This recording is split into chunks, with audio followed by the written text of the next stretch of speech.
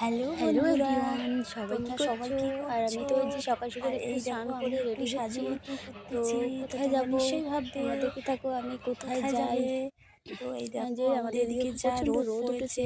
আর এই এখানে রোদের দেখো মধ্যে আমরা ভুট্টা ভুট্টা শুকাতে দিয়েছি। দিয়েছি। আর এখানে আর দেখো রোদের আমার মধ্যে কি বরমশাই করবো বসে বলো, বসে বসে ভুট্টা বসে বেলাতেছে। ভুট্টা আমি যে ভিডিও ছুলছি। করছি ওরা জানেই আর না এখানে কেউ। একটু তো বিকেলবেলা বিকেলবেলা একটু ঘুরতে এদিকে ভুট্টা গেছিলাম খেতে নদীর দিকে পাড়ে। আসলাম নদীর পাড়ে, এখানে খুব একটু সুন্দর হাওয়া উঠছে। এই তো দেখো শর্ট একটু ভিডিও করছি। ঘুরতে এলাম। তো কোথায় যাব দেখতে থাকো তোমরা।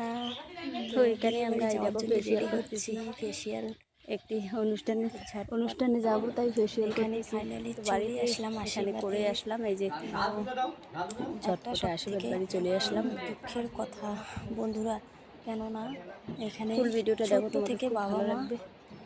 মেয়ে অথবা ছেলেকে খুব কষ্ট করে বিয়ে মানে বড় করে, অথবা সুখ দুঃখের সাথে একসাথে চলতে হয়। কিন্তু এমন একটা সময় আসে, কিন্তু ছেলে তো বাড়িতেই থাকে আর মেয়েকে অন্যের হাতে তুলে দিতে হয়। এই সময়টা বাবা মার মনে যে এতই কষ্ট, শুধু এর জীবনে না সবার জীবনে এই সময়টা আসে।